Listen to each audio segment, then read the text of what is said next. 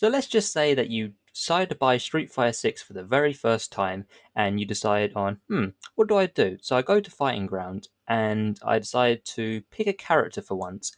And I'm thinking, who do I play?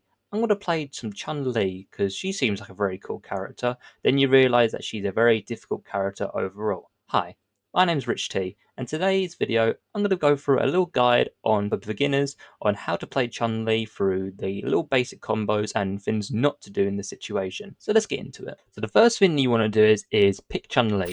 Now say if you started the game, you'll automatically have the character of Luke, and Luke will be the very first character that it will auto pick for you to play overall. But to change that, as I'll show, you will go press X to battle settings, you click on characters, then you scroll over to Chun-Li, as it shows here. Now, case in mind, I'm wearing this outfit that's been dropped today as I'm recording this video on the release of Ingrid, and I'm going to only put on this outfit for training purposes and just on how it all works out with Chun-Li. So let's get into the rest of the video on what you need to do. So once you have gathered your character or who you want to pick, so Chun-Li for example, you want to back out by pressing your B button or circle or whatever button you want to press. If you're on another controller, you click on that and you're back to this situation here. Now you wonder, so what do I do now? Do I just go on to random button? No. I recommend you either go on to the combo trials to understand on how Chun-Li works, and as well as the character guide. But I'm going to go through it my way on how I would help people out with learning Chun-Li. So you go to training, automatically goes to player 1, so you click player 1. I recommend that you go to this stage of training room. This way you have an understanding on how a certain spacing works with a certain move, and what's the distance on how far it can reach. So you click on training room by pressing your confirm button. So with this, you have your character select. With your character select, you choose the character you want to play. But if you want to learn Chun-Li, which is the video for today, you click on Chun-Li here. And today I'm using, as I said, I'm using this new outfit that they dropped for today's update. And I'm also going to be using Ken as my dummy. So we'll have him on that colour. So wait for the loading screen to finish. Okay, so let's get into the whole situation of playing Chun-Li. Okay, so here we are, we're in the training room. Now, there are a few things that you should understand when playing Chun-Li, and things are not to do when you're playing Chun-Li. Now, first and foremost, don't think that Chun-Li is any type of character like in Street Fighter 6. And what I mean by that is, majority of the characters in Street Fighter 6 are rushdown characters. They're mainly around 10% of the player or the characters that have mainly zoning or aggressiveness. The majority is aggressive, so that's pretty much the whole concept of Street Fighter 6's characters. With Chun-Li, she can be aggressive, but for today's video, we're just going to go through her if she was like a defensive and a zone type of character. So, what is the other thing that you should also not to do when playing Chun-Li? Now, when you're playing Chun-Li, is not burn yourself out too quickly. Now, if I go for a combo and I burn myself out, as I show here,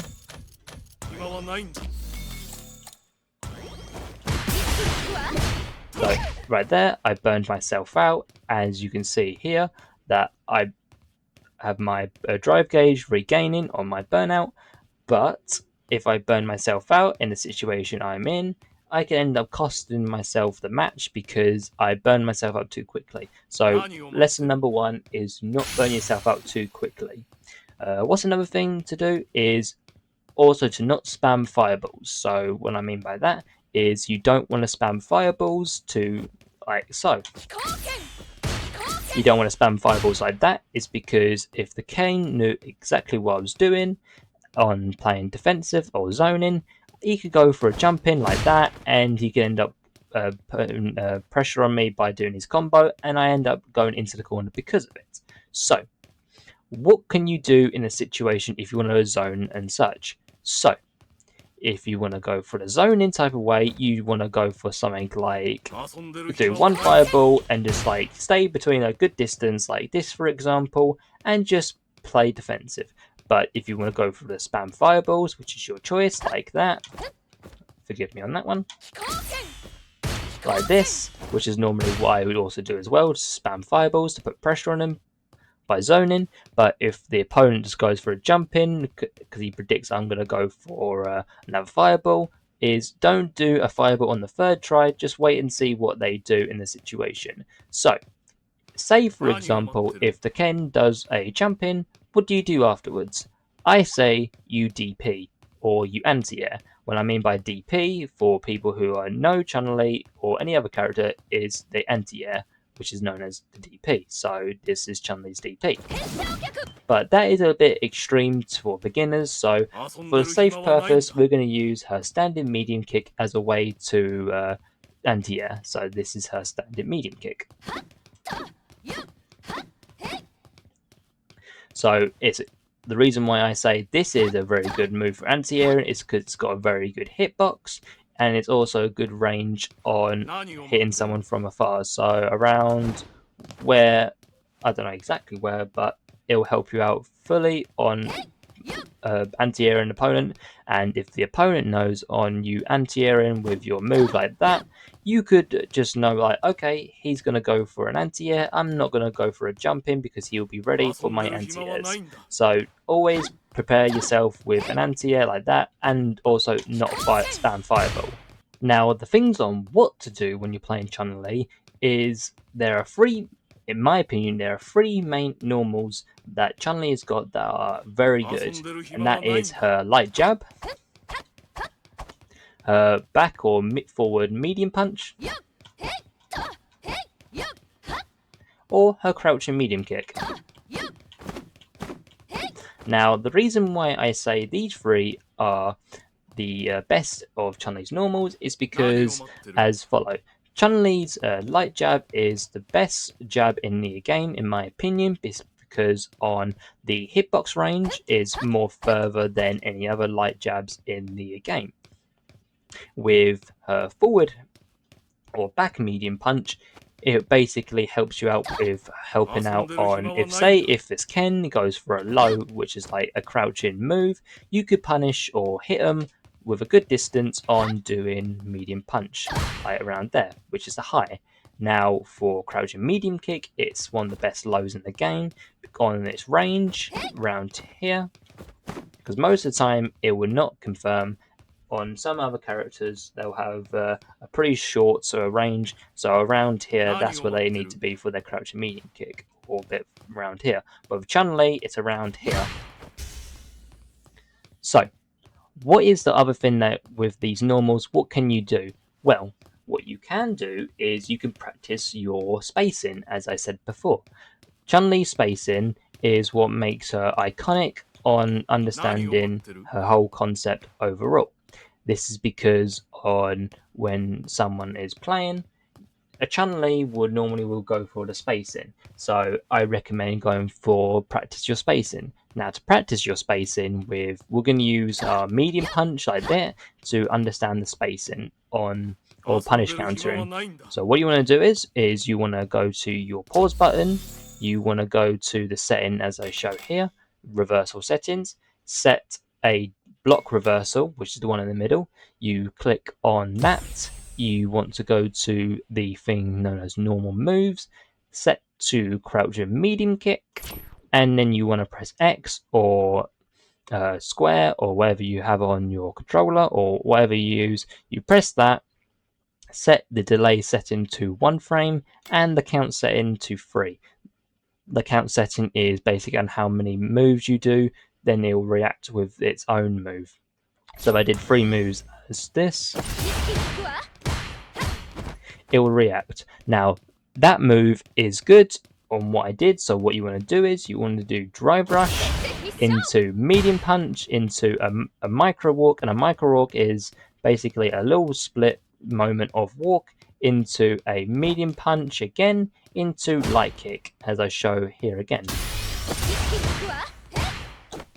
Ooh. As you show there. Now, what can you do after he whiffs his crouching medium kick? You could, as I said, you can practice with your swift thrust, so you can go for something like this.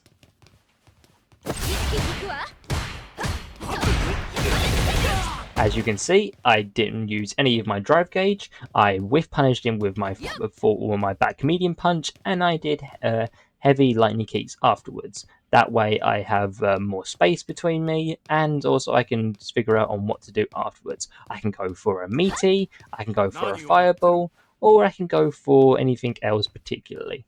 So if I show this again, and that is the thing, as I showed, I messed up, but that's the thing on also not to do, is to mash a button after you did something else, because if I got counter hit like that in matches, I can end up costing the game, and I can get myself into a corner easily like that. So always wait until your opponent makes a move like this,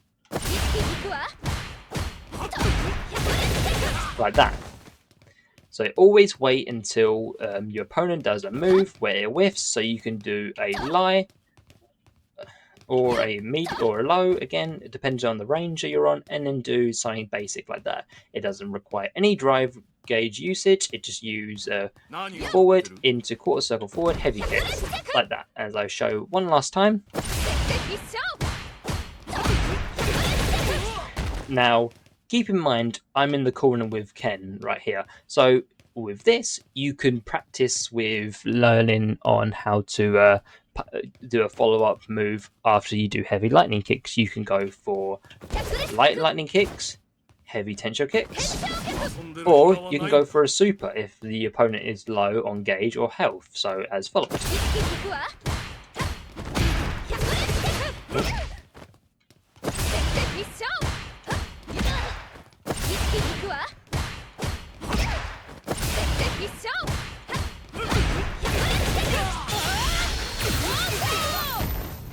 That was the super version. This is one with lightning kicks.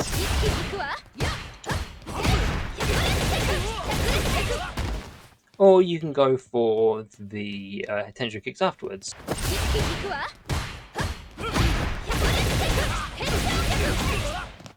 Keep in mind that this is only worked in the corner, so in case if you're in the middle like this and you go for a super afterwards, like level 1, it will work, but lightning kicks and tensho will not work. So always do a super if the opponent is low on gauge or low on health, so like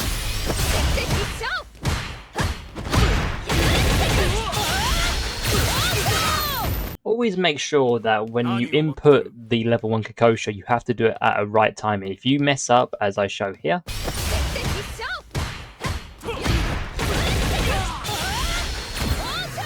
as you can see, that I messed up because I messed up the timing on it, which leaves me vulnerable, and I can get punished coward because of that, because I whiffed my level 1. So at the moment, let's go through the basic combos. Now, a good basic combo on what you want to learn is one with Dry Rush. Now, a good one, in my opinion, it's easily good for beginners, and it's extremely safe when you finish the move. So what you want to do is you want to do crouching medium kick, into drive rush, into medium punch, into back heavy punch. Oh, back heavy punch is that. This is back heavy punch, into heavy lightning kicks.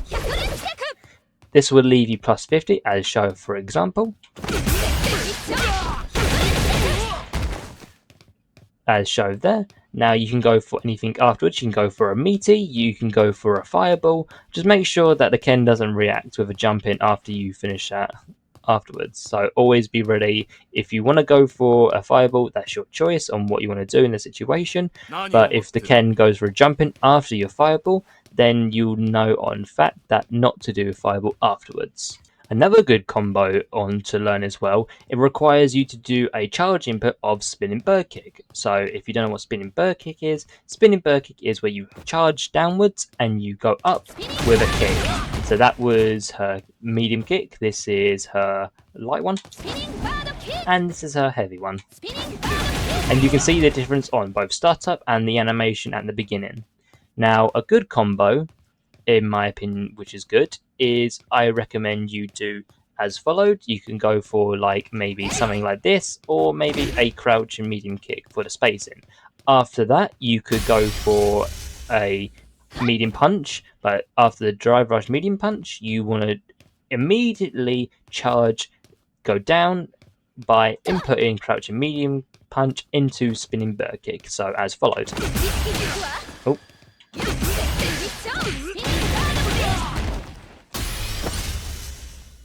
So as followed. As you can see, as soon as I input medium punch, I immediately hold down to charge by doing crouching medium punch and also inputting the spinning bird kick. So I show you one more time. You do crouching medium kick, drive rush medium punch into crouching medium punch while charging SBK. As soon as it hit confirms with the crouching medium punch, you do spinning bird kick. So I'll show as example.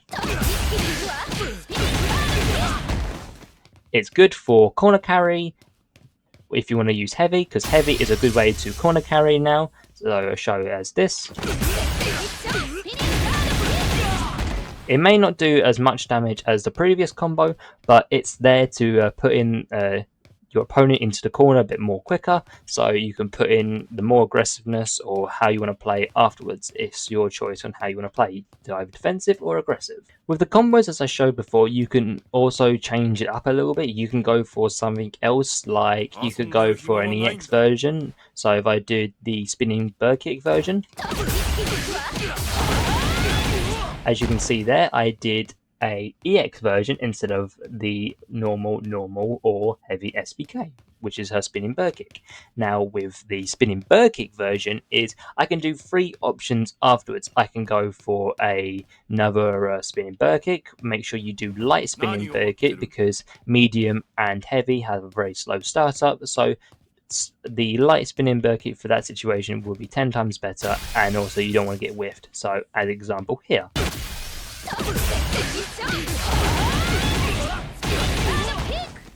In that situation, I've already got my opponent in the corner, and he's now I can figure out on what to do afterwards. The other one I can do is I can do tensho kicks afterwards. Now to input tensho kicks, you do down into a kick. Any kick will do, so I'll do heavy for example. That is a heavy. I'll do her medium, and this is her light. You can see the difference on the startup and the difference on the animation as followed. Heavy does 4, the other two do 2 hits, but the startup is what makes it different, and also the hitbox is also different as well on the angle that it moves. So for a followed, you always want to do heavy tensho kicks after the SBK, EX SBKs, so as followed.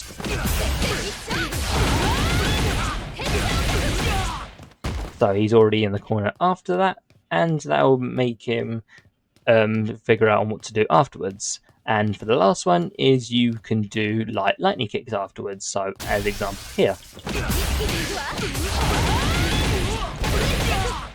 So in that one, I think that is 10 times better, because after that you can go for a super afterwards. I think you can do level 1 and level 2 at the end. Level 2, level 3 at the end, but we're going to do level 1 as example.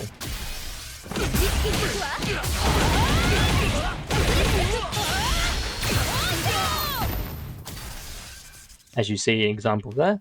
Okay, so we're back out in the fighting ground, sorry. Now, another good tip is also to understand as well is, as I said at the beginning, is focusing on both the character guides and the combo trials to also give you a little heads up on what to do in the situation on playing Chun-Li. Now, keep in mind that Chun-Li is going to be more difficult to master than characters like, example, say, Ryu, Ken, Luke, those characters, or other characters that are a little bit more better. One character that is a little bit more difficult is in my recent video, top 5 most difficult characters. I put Viper and Dulcim as the characters higher than Chun-Li, but you get the idea on everything like that. So, another tip I will also give is do not start your thing with Chun-Li when you've learned a couple of combos, go into ranked or anything like that. I say, my opinion is go into Battle Hub and go and use the V-Rival, or go into fight someone who's better. Now, if you see a Chun-Li that is, say, like for example, my rank, so if I go to my profile and you see, say you see my character, written as a Grandmaster, just give them a message and be like, "Hi, I'm new to Chun-Li. What are the basic things that I need to learn?" They can give you a little heads up on what to do in the situation. And other ones, that another guide that also help you out when learning Chun-Li is watching replays. Now, replays that I would also say is you watch replays like a very good Chun-Li. So, example, we use Haitani. You go to Haitani's replays and you go through matches that you can get an understanding on fully more than usual. So, what else is there to add? That is pretty much the end of it. It's a little guide on things to do and little ones on not to do. I appreciate you all for watching. If you have anything, questions or thoughts, feel free to let me know in the comments below. I wish you all the best, and I will see you all later. Peace.